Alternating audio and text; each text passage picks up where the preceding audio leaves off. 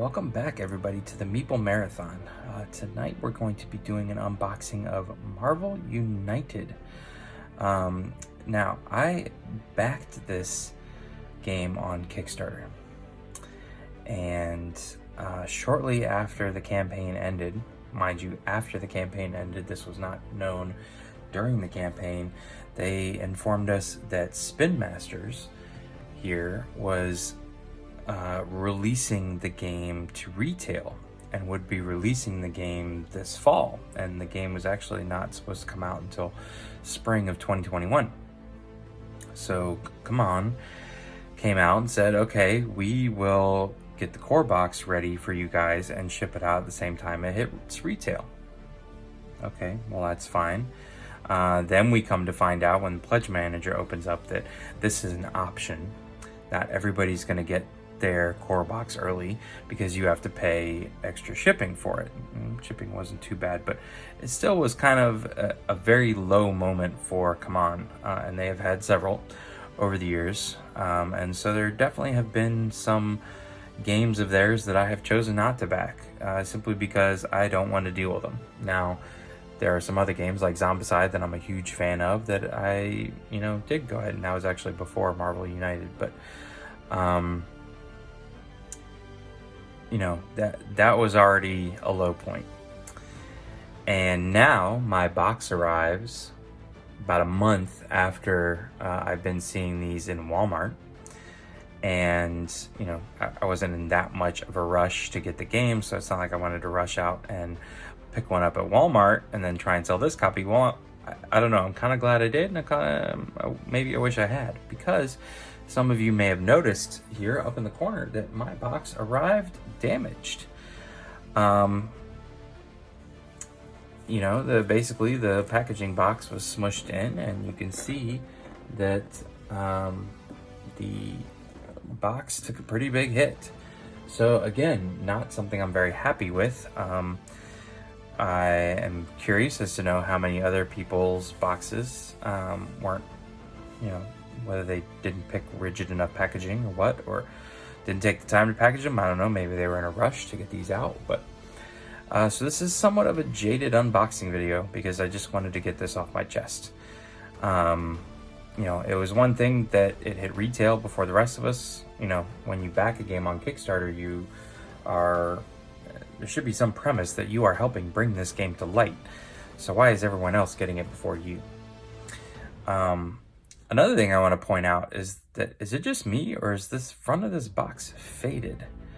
I am just not a fan of the color palette. I guess you could say the artwork is fine. But this upper half of the box looks like it was left out in the sun, to be honest with you. And that may just be the color palette they chose. But, what's his name? The schemer guy. He looks faded. Ultron looks faded. Hulk kind of looks faded. And I know, they're going for, a phase of color, but I swear this looks like this box was just left sitting out in the sun. Then they threw it in a cheap packaging box and shipped it to me, and it arrived damaged. I don't know. I'm not very happy. I have already submitted the request for a full replacement, so I will keep you guys up to date as to how that goes and whether CMON handles it in a timely manner, based on my opinion, obviously. So I'll keep you guys in the loop. This has become more of a kind of a opinionated unboxing, but that certainly was not going to stop me from taking a peek as to what's inside, because I've been waiting months for this game, and an additional month on top of everyone else. So, if they come back and try and tell me, oh, well, you shouldn't have taken the cellophane off, I'm gonna, say, screw you, send me my new box. So let's take a look at the back here. For those of you not familiar with Marvel United, it is kind of this fast-paced card playing game. It's very much like an area control game. There are these locations on the board, and it's like an action selection area control game. But the actions that you're selecting are based upon the cards that you lay down. And you lay down your cards, you do the actions based on the icons on those cards, but you also get to combo with whoever played one card behind you. So in this instance, Captain Marvel gets to use these two symbols from Hulk, so on and so forth, and the Red Skull does not interrupt, say, Hulk being able to use Captain America's symbols. The biggest reason why I backed this game, and most people backed this game, were the miniatures. Now, I've got... Actually, I don't really have Marvel miniatures, to tell you the truth. I have the DC line, the Batman line, and I've got a ton of Star Wars miniatures, but I really don't have any Marvel miniatures, but these are also the chibi style, so I could have gone out and bought Marvel Crisis Protocol and had plenty of them, but these I feel like are going to be really fun to paint, and are pretty easy to paint because the details are more blown up. You know, so areas to paint are bigger, not having to do these tight lines. So that was the main reason why I backed this game, was to have this full line of Marvel chibi miniatures to be able to paint. But so let's go ahead and take a look at what's inside this busted box here. All right, so we've got a free CMON content. I'll have to check that out here in a little bit. And here is the rule book, which I feel like is, you know, just busted up. It's like very thin over here. It's crinkled over here. It's not had a very good trip. So they're gonna have to give me a new box and a new rule book at the very least. But it's a pretty thin rule book. It's not a lot to go over here. You can see there's a whole page dedicated for setup, winning and losing. It's funny they cover the villain turn first. And then the hero turn. So it's about 2 pages for the villain turn. Let's see, 2 pages for the hero turn, turn sequence, missions, a rules summary on the back page, and additional rules. So, you know, less than 10 pages easily. Lots of pictures in there. Should be pretty easy to pick up and play. All right, so we found our next damaged piece of material. Our cardboard tokens here have been damaged up in the corner, but these essentially represent like the thugs that you have to clear off the locations. I think these are health markers here. These, which again, some of them, they might be okay, but I'm still gonna request a replacement. These, I believe, are in case you like earn a chit that you can use and set off to the side and then play down whenever you might need it. Because these are essentially the action symbols that you find on the bottoms of your cards. So we've got a bunch of these kind of scattered around because they got knocked out. All right, so we'll set those off to the side. Looks like my plastic liner and insert is damaged, so we'll be requesting another one of those. But it is nice that they created like a little lid for it to keep everything in there, no matter how you turn the box. So there's that. It's got a nice embellishment on the front, nice unique detail. So let's take a look at the card stock first, and then we'll take a look at the miniatures. So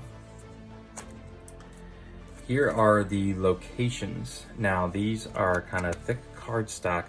You could have upgraded your pledge. I think it was an additional like $20–25 to have all the locations in the all-in pledge, which is a lot, to be cardboard. But I'm okay with this. These look like they're gonna lay flat. So essentially you are going to start with the location filling in. Here's 2 bystanders and a minion, and you're also going to cover up this bottom part with a card that you're going to have to take care of to free up this location. But once it's freed, you gain the benefit that's on the bottom here. So it's a nice little setup, but it's also very straightforward.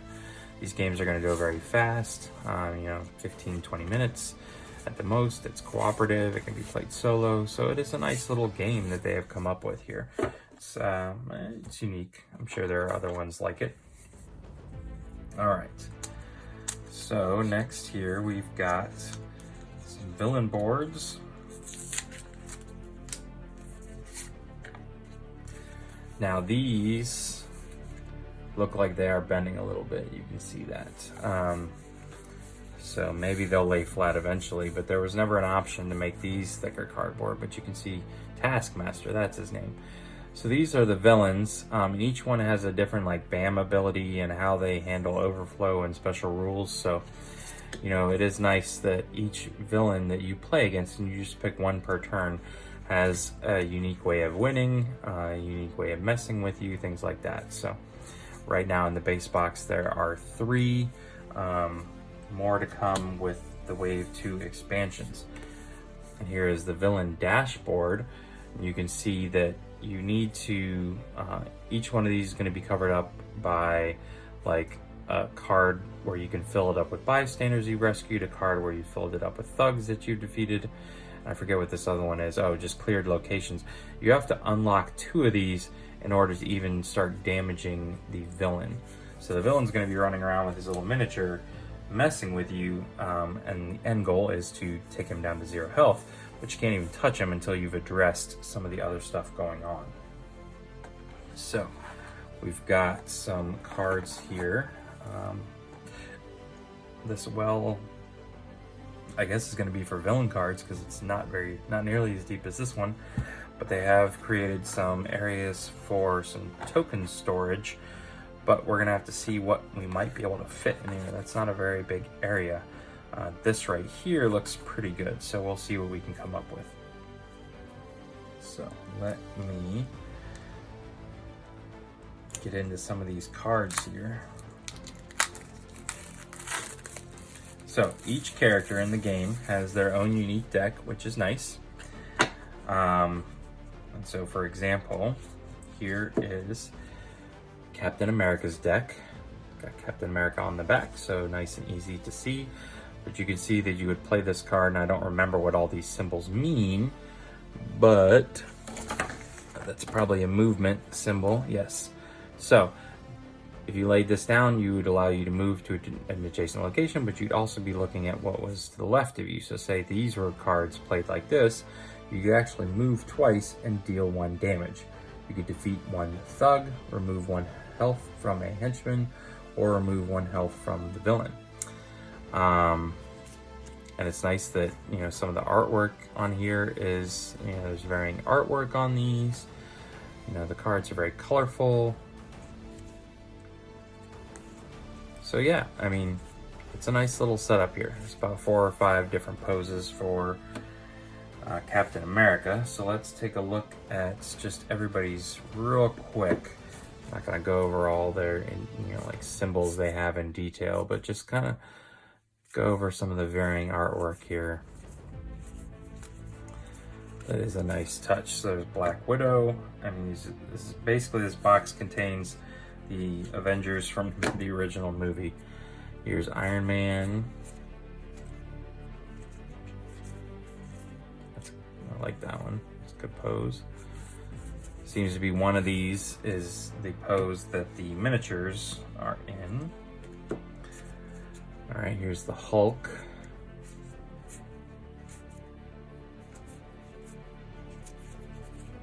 Yeah, see, like that's his miniature pose right there.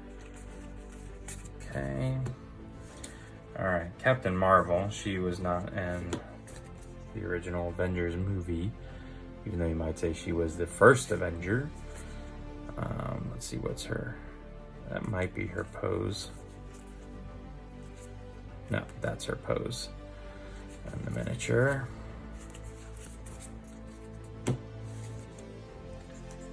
Okay, Ant-Man. I really like Ant-Man's base, which we're gonna look at in a second here.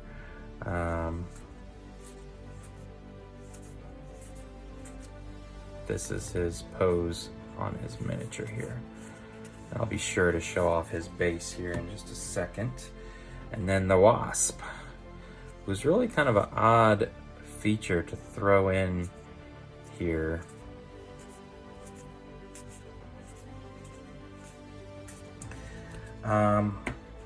So one thing I am noticing here is that the Walmart exclusive boxes contain, as they advertise, Venom as a henchman or villain.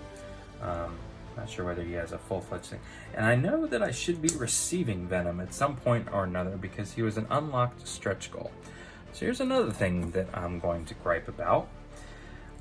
Take it or leave it, but why is my copy not even as good as the Walmart exclusive copy? You know, there should be retail copies, and then there should be the Kickstarter version, which should, you would think, would be the end all. Now, some people might say, oh, you're not being fair to CMON. They're not the ones who released the retail version. That was Spin Masters. But obviously, CMON Games was in dealings with Spin Masters. They had to have known that this was coming at some point or another. So again, a lot of unhappy people, especially when your stuff arrives damaged. So, let's see here. Okay. So, let's start off with the Red Skull here. We've got some Red Skull cards. Basically, you know, this means he's not moving. Then he does the BAM effect. Here he's moving one, and then he's adding thugs out. Here he's putting out bystanders that need to be rescued, things like that. So that's pretty much what they're doing on their actions. Then there are these special cards which tell you to do stuff. Then Red Skull has these additional threat cards which are unique to him, and these are henchmen. Now, I should have a miniature for Crossbones. I should have a miniature for Madam Hydra. I think I have a miniature for him. But these guys represent henchmen who, you know, once I have all the material, will have miniatures for them. But these are what are going to appear and be covering up the locations. So, let's take a look at Ultron. He's pretty much got the same setup. He's got his cards, which look very similar to Red Skull, but again, his BAM effect is going to be completely different, and these attacks are going to be completely different, and his win conditions are going to be completely different, and his threat cards are also going to look completely different. So Ultron clone, duplication, Ultron virus. So no henchmen for him, just some clones. And then we have the Taskmaster, who actually doesn't have any threat cards. So that's interesting. Well, maybe he might actually. I may have just cut the deck just right. So there's the Taskmaster's cards. Let me see here. Okay, yeah, he does. He does have threat cards. Here we go. So Elite Thugs, Explosive Trap. He's got no henchmen whatsoever. All right. Then what do we have here? A few challenges: moderate challenge, hard challenge, and heroic challenge. So this is telling you to remove certain cards from your deck. And then these are the 3 tasks or 3 missions that you need to complete 2 of each game. So again, there will be, you know, I'm not sure how replayable these games are going to be with these being exactly the same, but there are expansions coming out. Hopefully that gives them the opportunity to mix this stuff up, and the varying villain powers and hero powers should help with some replayability. So that's all the cards. Now let's get to the miniatures and we'll wrap this up. We'll start with the bad guys first. So here is Ultron. Pretty straightforward. These are pretty standard size miniatures, but again, they're chibi style miniatures, so their features are very exaggerated and things like that. And you can see that they have nice detailed bases on them. Let's fit in here pretty nicely. So most of these guys just have kind of standard detailing on their bases. There's the Taskmaster.